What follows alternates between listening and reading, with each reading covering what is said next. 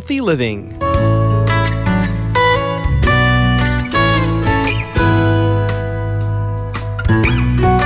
자, 건강에 관한 얘기 함께 나눠보는 시간입니다. 1월에는 또 다른 이야기를 할 텐데요. 지난달에 저희가 피부과에 관한 얘기 했잖아요. Yes. 네. 이번 1월에는 아마 사시사철 중에 이때가 가장 바쁘신 분이 아닐까 하는 생각이 드네요. 이비인후과에 관한 얘기를 1월에 함께 합니다. 이달에는요. 자, 삼성메디 이비인후과의 박경원 원장님 자리에 모셨습니다. 안녕하세요. 안녕하세요. 네. 안녕하세요. 언제 마이크 조금만 가까이 써 주시겠어요? 네. 우리가 마이크를 원장님한테서 저 멀리 갖다 놨네. 왜 그랬을까? 아주 큰 잘못을 저질렀군요. 삼성메디 이비인후과 어디 있는 병원이세요? 예, 부산역 앞에 있습니다. 환자 많으시죠, 요즘에? 예, 감기철이라서 약간 네. 좀 많은 것 같습니다. 그럼 감기철에는 원장님 기뻐하셔야 되나? 그건 아니죠. 환자분들께 힘드셔서. 네, 아니요. 그건 알겠죠. 예. 어떠세요? 진짜 1년 통틀면 언제가 제일 환자가 많으세요? 이때인가요? 지금 감기 때문에 네. 이제 찬바람 불고 나서 그런 겨울에 환자가 많고요. 네. 그리고 봄철에 그런 알러지 비염철이 that's 많습니다. right. 그렇겠네요. 비염. 제 회사에 제 옆자리에 앉은 사람도 늘 비염을 달고 살아요. 그래갖고 막 힘들어 하던데 이게 뭐 알러지까지 꽃가루 겹치고 막 이럴 때는 봄에 아주 괴로워하더라고요. 그럼 그때는 또 봄에 Right, when the season changes and flowers bloom or 맞아요. stuff like that. A lot of 꽃가루. pollens in the 네. air. 날아다니고 공기 중에 그럴 때 아주 힘이 들죠. 자, 오늘 저희가 이비인후과 질환 중에 축농증에 관한 얘기를 좀 해볼 텐데 일단 제가 궁금한 게요. 흔히 사람들은 감기를 오래 두면 비염에 걸리기 쉽다. 비염에 걸리면 축농증이 꼭 온다. 이렇게들 얘기하던데 이 제가 말씀드리는 게 좀 맞습니까? 언제 보실 때요? 네, 그 감기에 걸리게 됐을 때 그런 이제 급성 비염이 오게 됐을 때는 네. 코가 막히게 되죠. 네. 그래서 코가 막히면은 콧물이 배출이 잘 되지 못해서 네. 그런 콧물이 부비동 내에 고이게 되고 여기 코 있는데 네네 그만. 얼굴 네네. 안쪽에 있는 공간이죠. 네네. 그렇게 되면은 그쪽에 세균 감염이 발생하게 돼서 네. 그렇게 축농증으로 갈 수가 있게 되겠습니다. 그러니까 확률이 높아지는 거군요. 그렇죠. 많이 높아지게 되겠죠. 비염을 안 거치고 축농증으로 바로 간다 이런 건 말이 안 되는 건가요? 그 이제 비우성 비염이라든지 네. 아니면 코뼈가 휘어 있는 분들이 있거든요. 네네. 아니면 물혹이 선천적으로. 있거나 그렇죠. 네, 네. 그런 분들 같은 경우는 코가 막히기 때문에 네. 그렇게 축농증으로 갈 수가 있습니다. 그렇군요. 자, 오늘 축농증에 관해서 얘기 한번 나눠보겠습니다. Yes, 축농증 in English is sinus infection or sinusitis. 너무 어려워서 스펠링은 묻지 않겠어요. 네, sinus는 쉽죠. S-I-N-U-S. 감사해요. 자, Yes. 혹시 이 이비인후과 질환에 대해서 궁금증 있으신 분들은 샵 9050으로 문자 주셔도 저희가 여쭤보도록 하겠습니다. 자, 일단 이 축농증의 의학적인 축농증이란 이런 거 봤을 때 뭐 우리가 상상할 때는 코가 막히는 것, 뭐 아주 Stuffy 만성적으로, nose, 네. right? 그리고 계속 코가 막혀 있는 것, 그렇게 이제 생각이 돼요. 그래서 막 코도 시원하게 풀 수 없고 막 힘들어하는 증세, 요 정도까지는 상식이라고 생각을 하는데 어떻습니까? 의학적으로 볼 때 축농증이란?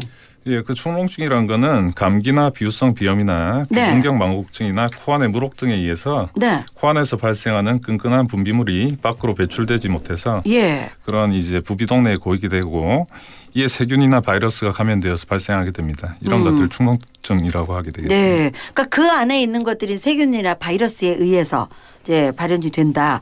보통 이 축농증도 급성이나 만성 같은 게 있죠. 저는 만성을 많이 들어봐서. 네, 맞습니다. 축농증이 4주 미만일 때는 네. 급성 축농증이라고 하고요. 네. 12주 이상 이렇게 항생제 치료를 했을 때도 그런 축농증이 지속될 때는 만성 축농증으로 부르고 있습니다. 급성 축농증은 치료가 완치라는 게 있나요?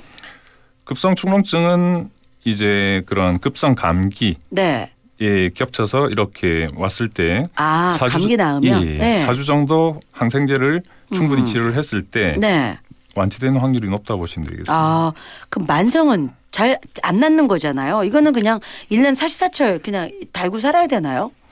만성은 그 기저질환이 있다고 보시면 되고요. 네. 아까 말씀드린 대로 그런 비우성 비염이나 아니면 비중격 망곡증 같은 것들 때문에 네.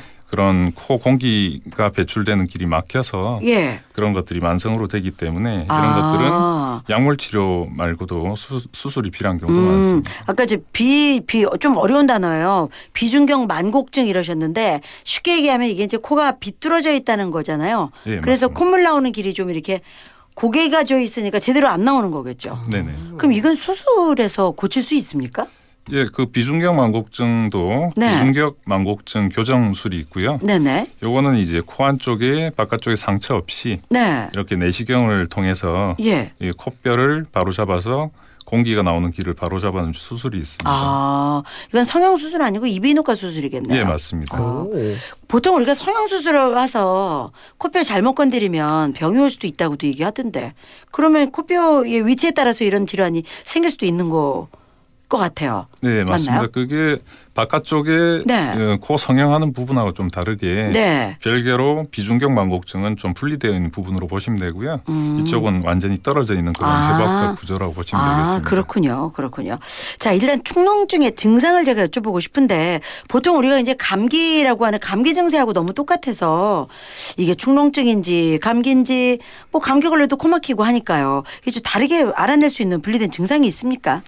일반적으로 축농증 증상 중에 가장 흔한 것이 네. 코막힘이 심하고 이제 누런 콧물 같은 것들이 앞으로 흐르거나 뒤로 넘어가고 네. 그러고 이제 심할 때는 이런 두통도 있고 안면 통증도 있고 치통 같은 것들도 있을 수 있고요. 네. 그리고 급성일 때는 열도 나고 이렇게 기침이나 후각장 이런 것들도 복합적으로 올 수가 있습니다. 그렇군. 그냥 이렇게 증세만 들어갖고는 감기하고 별다른 게 없는 것 같아요. 예, 일반적으로 감기도. 네. 일반적으로 그냥 봤을 때는 좀 구분하기 힘듭니다. 힘들죠. 감기도 이러니까요.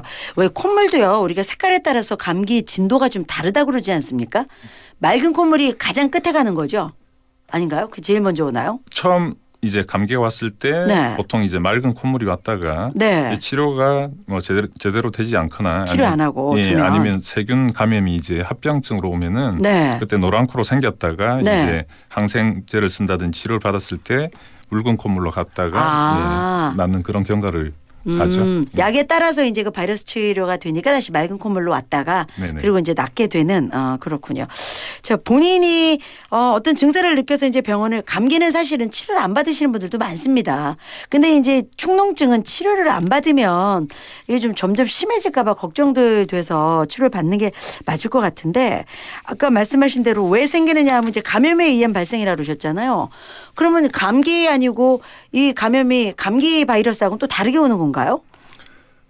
그 감기 때문에 네. 그 가장 중요한 거는 코 안에 항상 사람들이 이제 먼지라든지 그런 온도차 때문에 콧물이 나거든요. 일반 그냥 그렇죠. 생리적으로. 예. 네네네. 근데 그게 잘 배출이 되고 코 안쪽에 공기라든지 아니면 그런 부비동의 공기가 잘 빠져나와야 되는데 네. 그게 정체가 되면은 뭐 쉽게 말해서 이제 고인물은 썩듯이 안쪽에 이제 막힌 것 때문에 네. 이렇게 정체되는 그런 분비물들이 이제 축농증으로 간다 보시면 됩니다. 그렇군요. 자, 이제 아까 제가 만성질환이라고 여쭤봤는데 네네. 이비인후과적으로도 만성질환으로 분류가 됩니까? 네, 이게 뭐 급성 만성이 사주 있지만. 미만은 급성이고 예. 12주 기간에 따라서. 네네 12주 이상 지속되면 이것은 만성으로 간다고. 네. 치료는 어떤 치료를 이렇게 받게 됩니까? 가장 이상적인 치료 방법은 이제 약물 치료를 통해서 네. 그리고 이런 생리식염수를 세척을 했을 때 네. 몇 주 안에 이렇게 깨끗하게 낫는 것이 가장 좋겠죠. 네. 그런데 만성 축농증의 경우에는 이런 이비인후과적인 그런 약물 치료나 그런 생리식염수 세척을 해도 네. 이러한 기저 질환들 아까 말씀드린 대로 코를 막는 그런 것들 때문에 네. 이런 것들이 약물 치료에 듣지 않습니다. 아. 그럴 때는 이제 수술적인 치료가 필요하게 되겠습니다. 네. 그럴 때 내시경에서 수술 네. 이렇게 한다. 아픕니까? 그게 제일 중요하죠. 그럼. 심하게 아프지는 않고요. 네. 네네 하고 나서 조금 네, 아프구나. 심하게라고 말씀 안 하셨기 때문에 조금 아프긴. 사실은 뭐 온몸에 칼 대는 거 다 아플 것 같아요. 뭐 안 아프다 이건 거짓말이죠. 뭐 그냥 멀쩡한 데다가 일단 수술을 해야 되니까. Unless you're sleeping. 네. 자요? No, I mean 잠을 못 잔다. when they gas you 네. and then you're unconscious, then you don't feel anything. 맞아요. 근데 but if you're conscious, and 당연히 칼 네. 오면 네. 조금 아프긴 아파요. 그렇죠. 당연하겠죠. 이 어느 정도 지나야 이게 뭐 수술한다거나 이랬을 때 이렇게 그 아무나요? 치료 기간이. 예. 그 내시경으로 수술을 하고 나서 네. 기간은 한 4에서 6주 정도 잡으시면 되고요. 좀 시간이 걸리네요. 네, 그 수술을 하고 네. 처음에는 이제 코에다가 지혈이나 이런 것들 때문에 네. 코에 솜을 넣어놓습니다. 아, 피 나올까 예, 봐. 패킹이라고 하죠. 네. 그걸 하고 한 이틀 정도 안에 다 뽑고 나서 네. 일주일에 한두 차례 정도 그 외래에 오셔가지고 네. 여기 드레싱하고 세척하고 그런 식으로 치료를 받게 되겠습니다. 아이들이 축농증에 걸리면 엄마들이 공부를 할 수 없다고 그래요. 왜냐면 코를 훌쩍대거나 이게 굉장히 습관 때문에 머리 아파져서 집중이 안 된다는 얘기 많이 하거든요. 그래서 축농증을 수술해 주는 것이 옳다. 아니다. 더 커서 해주는 것이 옳다. 의견들이 굉장히 분분한데 어떻게 보십니까? 특히 수술적인 그런 치료 방법은 네. 소아에서는 더 신중하게 저희가 더 접근을 하고 있고요. 네. 이 최대한 이런 보존적인 약물 치료나 아니면 생리식염수로 세척한다든지 네. 여러 가지 방법을 사용을 하는데 먼저 해보고. 네, 네. 충분한 치료 후에도 이게 너무 축농증이 심해서 네. 또 다른 그런 합병증이 더 예상이 될 때는 네. 불가피하게 그런 수술적인 방법을 취하고 있습니다. 그래서 뭐 1차적으로는 수술보다 다른 방법을 해보는 게 좋고 그래도 안 될 때는 이제 수술을 해야 되는데 몇 살 이상부터 이게 가능합니까?